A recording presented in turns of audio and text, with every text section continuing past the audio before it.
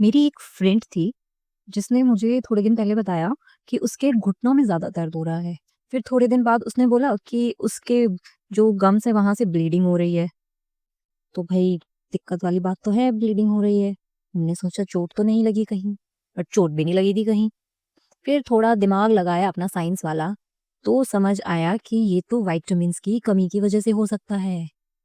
अब कौन-सा विटामिन और मुझे कैसे पता कि भई ये विटामिन की कमी की वजह से है? या और भी तो कोई रीज़न हो सकता है ना? तो आज वही रीज़न हम समझेंगे। वही जो ज्ञान मुझे है विटामिन्स के बारे में वो आज मैं आप सब लोगों को देने वाली हूँ। So welcome to the video. और विटामिन्स जो है ये एक इम्पोर्टेंट टॉपिक है जो कि एसएससी, एनटीपीसी आपका जो होता है रेलवे का, सीडीएस, एनडीए हर एग्ज़ाम के लिए बहुत इम्पोर्टेंट है, यानी कि एवरी वन डे एग्ज़ाम के लिए this topic is important. CPO है, मतलब सीपीओ भी इंक्लूडेड है इसके अंदर, एसएससी के कोई भी एग्ज़ाम्स हो, everything is included in this. तो आज हम इस टॉपिक के बारे में पढ़ेंगे जिसको बोलते हैं हम विटामिन। सबसे पहले कुछ भी पढ़ना शुरू करते हैं तो उसकी हम हिस्ट्री जानते हैं, ठीक है? जैसे कि आप लोगों को पता ही है कि मैं एक जगह पूरा एक्सप्लेन कर दूँगी, उसके बाद I will show you the PPT. पूरी पीपीटी मैंने बनाई है, ठीक है?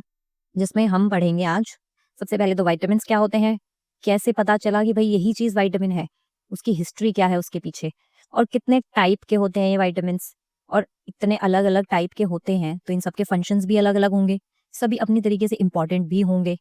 तो उनके फंक्शंस भी पढ़ेंगे हम, इम्पोर्टेंस भी पढ़ेंगे उनकी, और लास्ट में हम करेंगे कुछ PYQs to test your knowledge. Okay, तो शुरू करते हैं विटामिन से। सबसे पहले इसकी डेफिनेशन आती है कि विटामिन्स होते क्या हैं। विटामिन्स होते हैं हमारे ऑर्गेनिक कंपाउंड्स जो कि रिक्वायर होते हैं स्मॉल अमाउंट्स में for normal metabolism, growth and overall health of a human being. Okay, तो विटामिन्स हमारी ग्रोथ के लिए भी इंपॉर्टेंट होते हैं, और वो ग्रोथ के लिए कैसे इंपॉर्टेंट होते हैं वो हम आगे पढ़ेंगे। और सबसे इंपॉर्टेंट बात, अब यहाँ पे जैसे लिखा है ये कि ये मेटाबॉलिज्म के लिए, ग्रोथ के लिए इंपॉर्टेंट होते हैं, तो इसका मतलब क्या ये है कि ये एटीपी को रिप्लेस कर देंगे, या फिर ये इस बॉडी में माइटोकॉन्ड्रिया वाला काम करेंगे? ऐसा कुछ समझते हो इसका मतलब? अगर समझ रहे हो तो गलत समझ रहे हो, क्योंकि ये हमारे लिए इम्पोर्टेंट है, लेकिन एनर्जी नहीं प्रोवाइड करते। एनर्जी का काम कौन करते हैं? हमारे एटीपी और माइटोकॉन्ड्रिया, वही है power house of the cell, और वही रहेगा, उसका कोई हक हम नहीं छीनने वाले, और विटामिन्स तो बिल्कुल नहीं छीनने वाले, ठीक है? तो हमने अब इसकी डेफिनेशन पढ़ी, अब हम हिस्ट्री के बारे में जानते हैं। एक इन मतलब पहले के टाइम पे, याद करो 1900s की बात कर रहे हैं हम। उस टाइम पे भई हम जो थे, तब तक हमने इतना रोड वगैरह तो डेवलप करे नहीं थे। ट्रांसपोर्ट के लिए हम मोस्टली जो है वो सी के ऊपर डिपेंड होते थे। अगर हमें डिफरेंट कॉन्टिनेंट्स के बीच में ट्रांस ट्रांस वो करना है, ट्रांसपोर्ट करना है कुछ भी सामान, हमारा कार्गो वगैरह, उसके लिए हम सी को एक तरीके से यूज़ करते थे, और आज भी हम मेनली जो है वही करते हैं।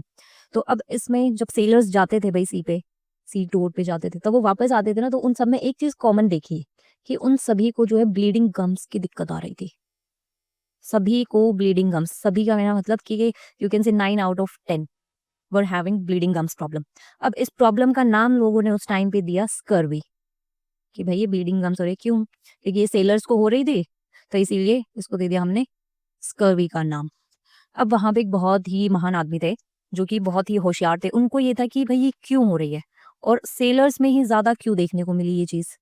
तो उन्होंने ये पता लगाया कि इन सेलर्स के अंदर किसी चीज़ की जो है डेफिशिएंसी हो रही है।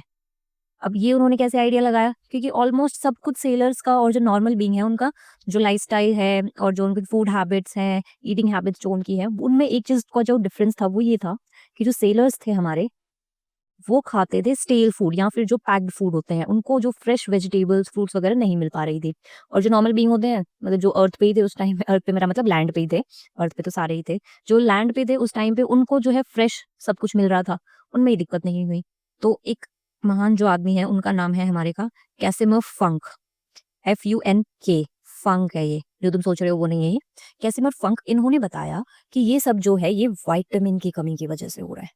और इन्होंने दिया था विटामिन। अब ये मत बोलना कि मैम ने तो स्पेलिंग गलत लिख दी। गलत नहीं है, यही स्पेलिंग थी स्टार्टिंग में। उन्होंने विटामिन दिया था, और इसके पीछे रीज़न ये है, ये जो ये लास्ट में INE लगाया था, ये इसलिए क्योंकि ये जो विटामिन्स थे ये अमाइड ग्रुप से बिलॉन्ग करते थे। अब जिनको नहीं पता, ये जो हमारी केमिस्ट्री है उसका पार्ट है ऑर्गेनिक केमिस्ट्री का, ठीक है? ये एक अलग ही टॉपिक हो जाएगा, तो वो मैं एक्सप्लेन नहीं करने वाली अभी यहाँ।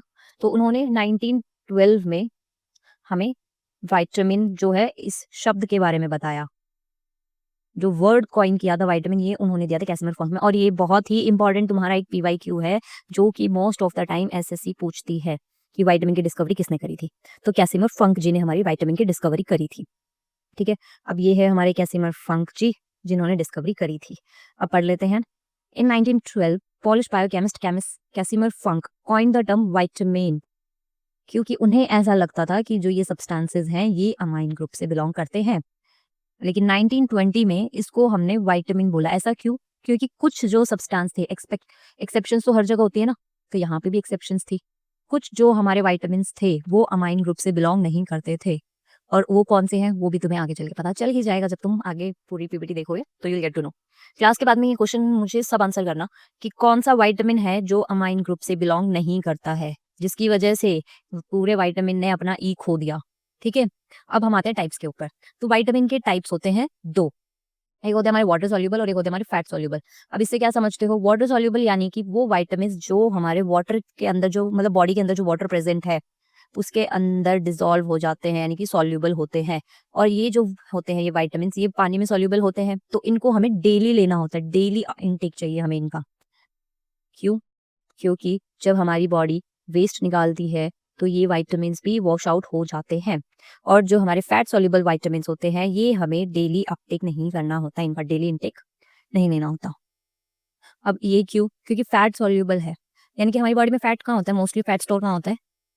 बताना जरा, फैट कहाँ स्टोर होता है हमारी बॉडी में? लीवर में। लीवर काम देखता है ना फैट का। तो ये जो विटामिन्स होते हैं ये हमारे लीवर में स्टोर होते हैं, और इसीलिए हमें इनको डेली लेने की जरूरत नहीं होती, डेली इंटेक नहीं लेते। अब ये दिमाग में आया होगा, अरे विटामिन है कितने टाइप के, और उनमें से हमें कैसे पता होगा वाटर सॉल्यूबल कौन सा और फैट सॉल्यूबल कौन सा है, कौन सा हमें डेली लेना है और कौन सा है जो हमें नहीं लेना डेली।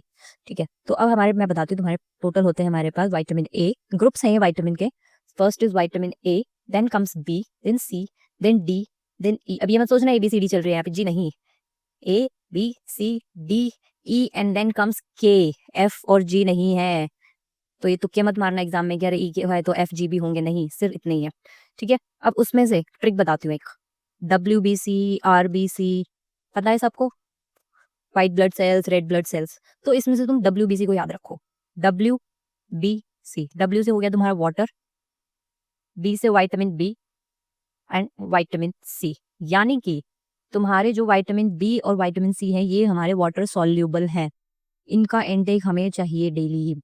याद है ना विटामिन C, जो सेलर्स थे उनमें स्कर्वी हुआ था, ब्लीडिंग गम्स, जो कि विटामिन C कॉज करता है। क्यों? क्योंकि एक तो ये वाटर सॉल्यूबल है, ऊपर से इसका इंटेक उन्हें डेली नहीं मिल रहा था। और इंटेक कैसे मिलता है इनका? फ्रेश फ्रूट्स एंड वेजिटेबल्स, इस वजह से।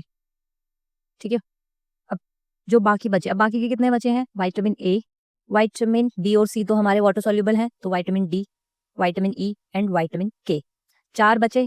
अब या तो तुम WBC याद रखो और जो बाकी के बचे वो तुम्हारे फैट सॉल्यूबल, या फिर इसको भी याद करना है तो इसको याद करो तुम कीड़ा से, यानी कि ये कीड़ा, फैट। ठीक है, आई होप समझ भी आ गया होगा और याद भी हो गए होंगे विटामिन्स।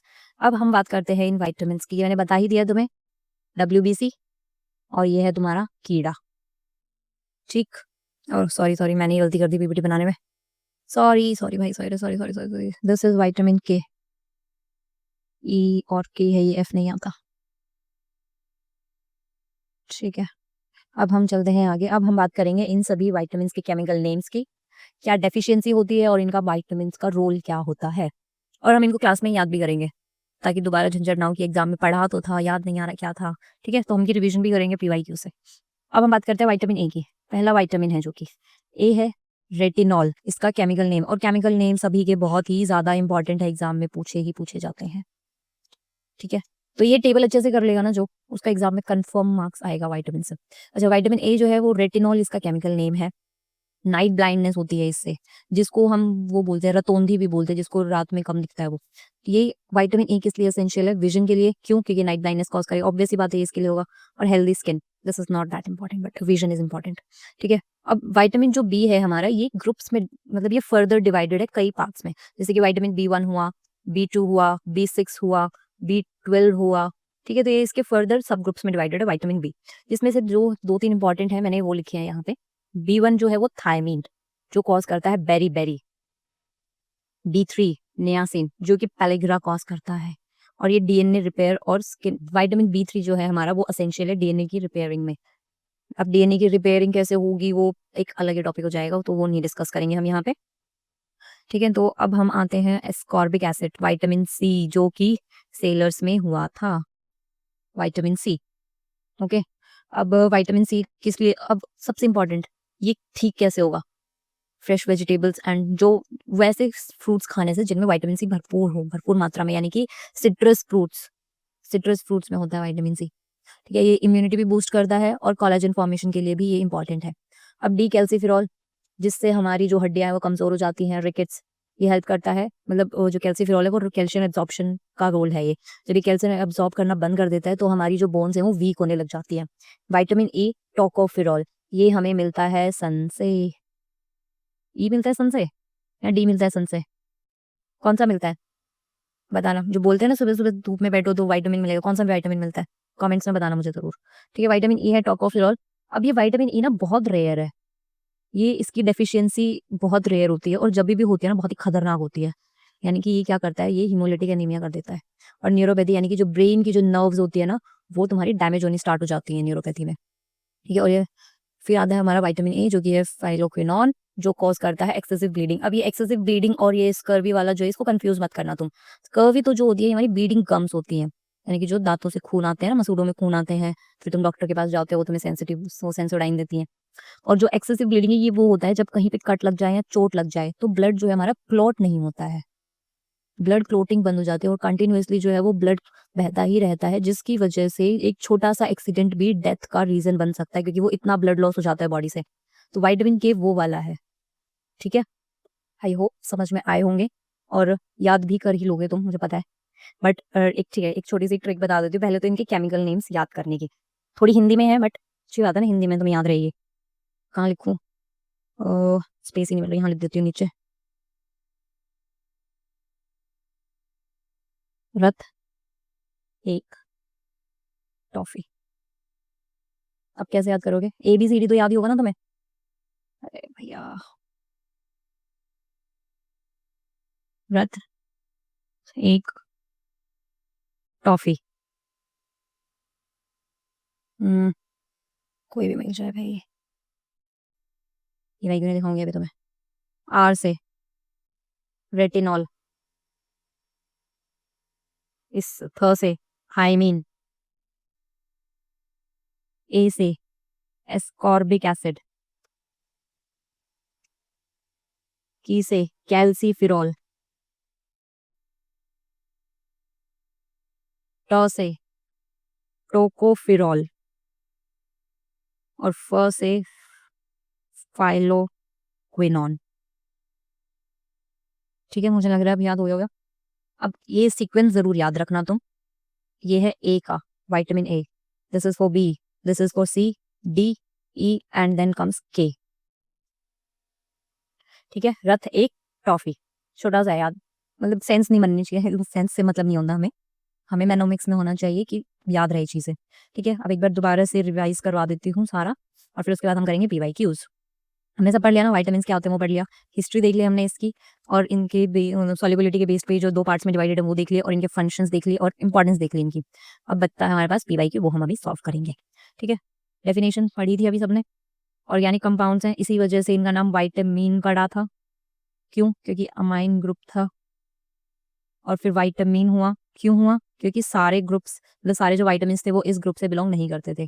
ठीक है, और ये अमाइड हमारे वो होता है ऑर्गेनिक, ऑर्गेनिक केमिस्ट्री में आता है, ये हमारा ऑर्गेनिक कंपाउंड है, जो कि थोड़े अमाउंट में चाहिए होता है। और हाँ, इनके जब वो ज्यादा हो जाते हैं बॉडी में तो भी ये प्रॉब्लम कॉज करते हैं, तो ये एक लिमिट में होने चाहिए, ना ज्यादा ना कम, तभी हेल्पफुल है।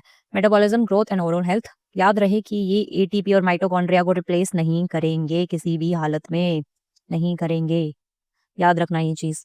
ठीक है, उसके बाद हमने इनकी हिस्ट्री पढ़ी थी कि 1912 ने दिया। अच्छा, मैं एक काम करती हूँ, हाईलाइट कर देती हूँ जो इंपॉर्टेंट पॉइंट है। 1912 में विटामिन दिया था, किसने दिया था? कैसिमर फंक जी ने दिया था। ये है हमारे father of vitamin, you can say, amine group से बिलोंग करते हैं, इसीलिए ई था। फिर 1920 में इट बिकेम विटामिन। ठीक है, types of vitamin, water soluble, fat soluble, जो कि मैंने यहाँ पे मेंशन किया है, WBC, एंड दिस इज कीड़ा। दोनों में से कोई भी एक याद कर लो, दोनों याद करने की जरूरत नहीं है। या तो WBC याद कर लो, बाकी तो याद रहेगा ही तुम्हें कि हाँ ठीक है, बाकी जो रिमेनिंग है फैट सॉल्यूबल है। ये ईजी रहता है, दोनों याद करोगे तो कंफ्यूजन होने के चांसेस होते हैं। ठीक है, और मैं जो PPT है मेरे टेलीग्राम चैनल पे प्रोवाइड कर दूंगी, अगर तुम्हें देखनी हो तो वहां से तुम देख सकते हो, और इसका तुम स्क्रीनशॉट भी ले सकते हो। इसका भी मैंने ट्रिक बताई थी, दोबारा लिख देती हूँ। रथ, एक, टॉफी। और ये जो ट्रिक है ये तुम्हारी प्रोनाउंसिएशन के ऊपर है। र से रेटिनॉल, अब सारे बोलो मेरे साथ एक साथ। थ से क्या आएगा? थ से थाइमीन। ए से क्या था? Ascorbic acid. क से क्या था? बोलो बोलो जल्दी बोलो। कैल्सीफिरॉल। मैं इसलिए बोलने के लिए बोल रही हूँ ताकि क्लास में ही याद हो जाए। त से क्या था? क्या था ट से? टोकोफिरॉल। और फ से? फ प्रोनाउंसिएशन किसकी थी? फाइलोक्विनॉन। ठीक है, बता ही दिया था। ये सारे केमिकल नेम याद हो जाएंगे अब तुम्हें आराम से, बिल्कुल आराम से याद हो जाएंगे। ठीक है, नाइट ब्लाइंडनेस करवाते हैं रेटिनॉल पर, ऐसे भी याद कर सकते हो। रेटिनॉल रात में है, रात में कम दिखता है तो नाइट ब्लाइंडनेस। ठीक है, थाइमीन है, हाई 2 बार आ रहा था ऐसे, beriberi. Niacin pellagra cause करता है। स्कॉर्बिक एसिड स्कर्वी, है ना, score scurvy acid. Calciferol rickets. Tocopherol neuropathy. अच्छा, विटामिन डी की वजह से होता है तुम्हारा, मतलब सन डेफिशिएंसी, सन की उससे होता है तुम्हारा विटामिन डी, याद रखना। ठीक है, अब हम आते हैं हमारे PYQs पे। इसको इरेज कर दूं या फिर चलो ठीक है ये भी देख लेंगे। अब पहला, which vitamin requires the element cobalt. अब तुम में से बहुत लोग बोलोगे ये तो पढ़ाया ही नहीं है। मैंने क्या बोला था? कुछ जो होते हैं हमारे विटामिन जो हमारे आते हैं बी ग्रुप में, तो ये भी उसी में है। कोबाल्टमाइन होता है वो, जो कि होता है हमारा विटामिन B12। चलो ये मैंने नहीं करवाया तो ये मैंने यहाँ बता दिया है। अच्छा, विच डेफिशिएंसी और sorry deficiency of which vitamin causes scurvy, ये तो मैंने बहुत बार बता दिया। सेलर से याद रखना, सेलर स्कर्वी, सेलर गया था इसलिए उसको स्कर्वी हो गई थी। क्या नहीं मिले थे उसको? फ्रेश वेजिटेबल्स नहीं मिले थे, तो vitamin C। Synthesized in the body upon exposure to sunlight, अभी अभी बताया, बिल्कुल जस्ट अभी। D, ब्लड क्लॉटिंग, डिफरेंस बताया था ना मैंने स्कर्वी में और ब्लड क्लॉटिंग में। तो कौन सा विटामिन है जो डिफरेंशिएट करता है स्कर्वी में और ब्लड क्लॉटिंग में? विटामिन के। कैलिग्रा कौन सा विटामिन कॉज करता है? और chemical name of vitamin D. ये 2 क्वेश्चन तुम मुझे कमेंट सेक्शन में बताओगे, कमेंट डाउन। कैलिग्रा कौन सा कॉज करता है? Vitamin D. ठीक है, तो आज की वीडियो में इतना ही रखते हैं वरना बहुत लंबी हो जाएगी और आधे लोग स्किप ही कर देंगे। So thank you for watching the video, और अगर कुछ भी डाउट हो तो प्लीज डू कमेंट, और तुम्हें वीडियो अगर अच्छी लगे तो please do subscribe and like to my channel, क्योंकि ऐसी वीडियोस अब आती रहेंगी भाई। ठीक है, चलो थैंक यू, बाय बाय, मिलते हैं नेक्स्ट टाइम। तब तक के लिए कीप रिवाइजिंग गाइस।